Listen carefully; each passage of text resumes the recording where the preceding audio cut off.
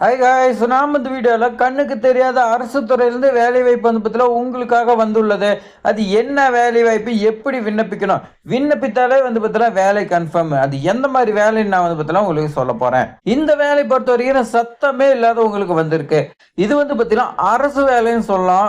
அரசு விடுமுறையும் உங்களுக்கு இருக்கும். சனி ஞாயிறு விடுமுறை இந்த மாதிரி வந்து பற்றில நிறைய பெனிஃபிட்லாம் வந்து பற்றில கொடுக்குறாங்க. ஸோ இந்த ஆவணம்லாம் வந்து பற்றில இருந்துச்சுன்னா உங்களுக்கு வந்து பற்றில ஜாப் உறுதி. அது என்னென்ன ஆவணம், எப்படி விண்ணப்பிக்கணும் எல்லாமே இந்த வீடியோவில் A to Z வரைக்கும் சொல்கிறேன். இந்த வீடியோ ஸ்கிப் பண்ண ஃபுல்லாக இந்த வரைக்கும் பாருங்க. உங்களோட ஃப்ரெண்ட்ஸுக்கு ஷேர் பண்ணி விடுங்க. இப்போ வாங்க விரிவாக பார்க்கலாம். ஃபர்ஸ்ட் நம்ம அப்ளிகேஷன் ஃபார்ம் ஃபில் பண்ணிடலாம். போஸ்ட் நேம் பார்த்தீங்கன்னா உங்களுக்கு கேஸ் ஒர்க்கர் தான் வந்து பார்த்தீங்கன்னா கேட்டிருக்காங்க.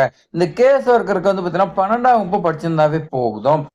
இந்த இடத்துல பாருங்க, ரைட் சைடுல பாஸ்போர்ட் சைஸ் போட்டோ வந்து பார்த்தீங்கன்னா ஓட்ட சொல்லி கொடுத்துருக்காங்க. நேம் ஆஃப் த அப்ளிகேண்ட், உங்களுடைய நேம் வந்து பார்த்தீங்கன்னா கேபிட்டல் லெட்டர்ல எழுதுருங்க. அடுத்து name of the father, husband name வந்து பார்த்தீங்கன்னா கேட்குறாங்க. உங்களுடைய அப்பாவுடைய நேமோ இல்லை ஹஸ்பண்ட் நேமோ வந்து பார்த்தீங்கன்னா எழுதிங்க. அடுத்து வந்து பாருங்க, டேட் ஆஃப் பர்த் கேட்குறாங்க. உங்களுடைய டேட் ஆஃப் பர்த் வந்து பார்த்தீங்கன்னா எந்த ஒரு மிஸ்டேக்கும் இல்லை, அதை வந்து பார்த்தீங்கன்னா எழுதுருங்க. அடுத்து 10/1/2026 படி வந்து பார்த்தீங்கன்னா உங்களுக்கு என்ன ஏஜ் கம்ப்ளீட் ஆகிக்குது அதை வந்து பார்த்தீங்கன்னா இந்த இடத்துல போட்டுங்க. அடுத்து நீங்க எந்த டிஸ்ட்ரிக்ட்ல வந்து பார்த்தீங்கன்னா வசிக்கிறீங்கன்னு சொல்லி கேட்குறாங்க. என்ன டிஸ்ட்ரிக்ட் அந்த டிஸ்ட்ரிக்ட் போட்டுங்க.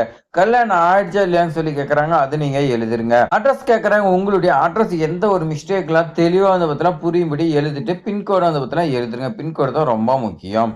அடுத்து மொபைல் நம்பர் வந்து பார்த்தீங்கன்னா கேட்குறாங்க. உங்களுடைய மொபைல் நம்பரு நீங்க எந்த ஒரு மிஸ்டேக் இல்லாத எழுதுருங்க. அடுத்து ஒன்று இமெயில் ஐடி, உங்களுடைய இமெயில் ஐடி வந்து பார்த்தீங்கன்னா உங்களுக்கு புரியும்படி வந்து பார்த்தீங்கன்னா எழுதுருங்க.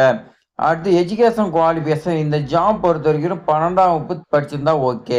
நீங்கள் ஐஎஸ் குவாலிஃபிகேஷன் டிகிரி இந்த மாதிரி படிச்சிருந்தாலும் எலிஜிபிள் தான் விண்ணப்பிங்க.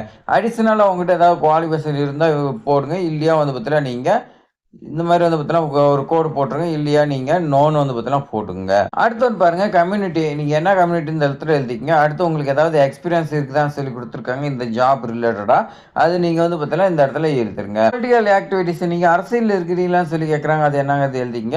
எனி கிரிமினல் கேசஸ், உங்கள் மேலே ஏதாவது எஃப்ஐஆரோ இல்லை கிரிமினல் கேஸ் வந்து பார்த்தீங்கன்னா இருக்குதுன்னா அதை வந்து பார்த்தீங்கன்னா கேட்குறாங்க. அடுத்து நீங்கள் ரிட்டையர்மெண்ட் ஆன சர்வெண்டான்னு சொல்லி கேட்குறாங்க, கவர்மெண்ட் சர்வெண்ட், அது என்னங்கிறது எழுதிங்க. மாற்றுத்திறனாளியானு கேட்குறாங்க, அது என்னன்னு பார்த்து எழுதிங்க. அதே மாதிரி கணவரால் கைவிடப்பட்டவர், விதவை இந்த மாதிரி இருக்கிறாங்களான்னு சொல்லி கேட்குறாங்க, அது என்னன்னு எழுதிங்க. அடுத்து ஆர் யூ இன்வால்வ்டு வந்து பார்த்தீங்கன்னா என்ஜிஓன்னு சொல்லி கேட்குறாங்க, அது என்னங்கிறது நீங்கள் வந்து பார்த்தீங்கன்னா பார்த்து எழுதிக்குங்க. அடுத்து any of the family member involved NGO adoption ஏஜென்சின்னு சொல்லி கொடுத்துருக்காங்க. உங்களுடைய ஃபேமிலி யாராவது இருந்தாலும் நீங்கள் வந்து பார்த்தீங்கன்னா எழுத சொல்லிட்டாங்க. அடுத்து என்க்ளோசர் வந்து பார்த்தீங்கன்னா கேட்குறாங்க. Self attested education qualification, working experience, retire கவர்மெண்ட்னா அதுக்கான சர்டிஃபிகேட், இது எல்லாமே வச்சு நீங்கள் வந்து பார்த்தீங்கன்னா ஒரு செல்ஃப் அட்டஸ்டட் நீங்களே கையெழுத்து போன்னு சொல்லி கொடுத்துருவாங்க. கிவ் எபோ பர்டிகுலர் எல்லாமே வந்து பார்த்தீங்கன்னா கரெக்டு, நான் சொன்ன வரைக்கும் எல்லாமே கரெக்ட் இல்லை. சிக்னேச்சர் ஆஃப் த அப்ளிகண்ட், உங்களுடைய சைன் போட்டுருங்க. போட்டு லெஃப்ட் சைடில் டேட்டு பிளேஸ் இருக்குது, நீங்கள் அதை வந்து பார்த்தீங்கன்னா போடுங்க. இப்போ நம்ம அப்ளிகேஷன் ஃபார்ம் வந்து பார்த்தீங்கன்னா பார்த்தோம். ரொம்ப வந்து பார்த்தீங்கன்னா உங்களுக்கு ஈஸியாக இருக்கும் ஃபில் பண்ணுறதுக்கு. அடுத்து நம்ம நோட்டிஃபிகேஷன் பார்க்கலாம் வாங்க. நோட்டிஃபிகேஷன் பொறுத்த வரைக்கும் திருவாரூர் மாவட்ட ஆட்சித்தலைவர் தாங்க விடுறாங்க. இந்த திருவாரூர் வந்து பார்த்தீங்கன்னா ரொம்ப வருஷ கணக்கில் வந்து பார்த்தீங்கன்னா ஜாபே வரல, இப்போ தாங்க வந்திருக்கு. ஸோ இந்த வாய்ப்பு வந்து பார்த்தீங்கன்னா மிஸ் பண்ணிடாதீங்க. அங்கே என்னென்னு பார்த்தீங்கன்னா சைல்டு ஹெல்ப்லைன் வந்து பார்த்தீங்கன்னா இருக்குது. அந்த அலுவலகத்தில் தான் உங்களுக்கு வழக்கு பணியாளராக வேலை செய்யறதுக்கு ஒப்பந்த அடிப்படையில் எடுக்கிறாங்க. ஒப்பந்த அடிப்படையாக இருந்தாலும் உங்களுக்கு அரசு பெனிஃபிட் எல்லாமே வந்து பார்த்தீங்கன்னா ஒரு சில இதெல்லாம் கொடுப்பாங்க. அதெல்லாம் நீங்கள் யூஸ் பண்ணிக்கங்க. மாவட்ட குழந்தைகள் பாதுகாப்பு அலகில் உங்களுக்கு 18,000 சம்பளத்தில் கேஸ் ஒர்க்கர் கொடுக்குறாங்க. இதுக்கு நீங்கள் 12th பாஸ் பண்ணியிருந்தா போதும். அதே மாதிரி உங்களுக்கு கம்யூனிகேஷன் ஸ்கில் இருக்கணும், ஒர்க்கிங் நாலேஜ் இருக்கணும், ஒர்க்கிங் எக்ஸ்பீரியன்ஸ் இருக்கணும். அதே மாதிரி உங்களுக்கு எமர்ஜென்சி ஹெல்ப்லைனில் ஒர்க் பண்ணியிருந்தா உங்களுக்கு வந்து பார்த்தீங்கன்னா பெஸ்ட்னு சொல்லி கொடுத்துருக்காங்க. அதுதான் ப்ரிப்பேர் பண்ணுறாங்க. Method of requirement short list பண்ணுறாங்க. ஃபர்ஸ்ட் உங்களுடைய அப்ளிகேஷன், அடுத்து பர்சனல் இன்டர்வியூ வந்து பார்த்தீங்கன்னா வைக்கிறாங்க. அந்த கம்யூனிட்டி தான் உங்களுக்கு செலக்ட் பண்ணணும். 42 வயசுக்கு உள்ள இருக்கிறீங்க, யார் வேணாலும் விண்ணப்பிக்கலாம்னு சொல்லி கொடுத்துருக்காங்க.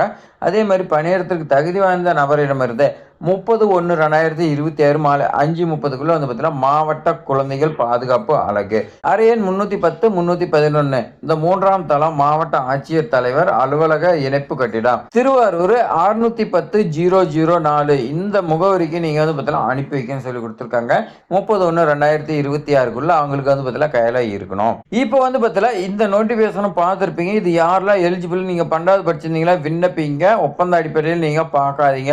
நாம ஒப்பந்த அடிப்படையில் சம்பளம் கம்மி இந்த மாதிரி பார்த்துக்கிறதுமோ நம்ம கடைசி வரைக்கும் வந்து பார்த்தீங்கன்னா அரசு வேலைக்கே போக மாட்டோம். கிடைச்ச வாய்ப்பை யூஸ் பண்ணுவோம். அந்த வாய்ப்பை வச்சு அடுத்தடுத்து வந்து பார்த்தீங்கன்னா போவோம். இது மாதிரி பயனுள்ள தகவலாம் தெரிஞ்சுக்கிறதுக்கு நம்மளுடைய சேனலை சப்ஸ்கிரைப் பண்ணி உங்க ஃப்ரெண்ட்ஸுக்கு ஷேர் பண்ணி விடுங்க. தேங்க்ஸ் ஃபார் வாட்சிங்.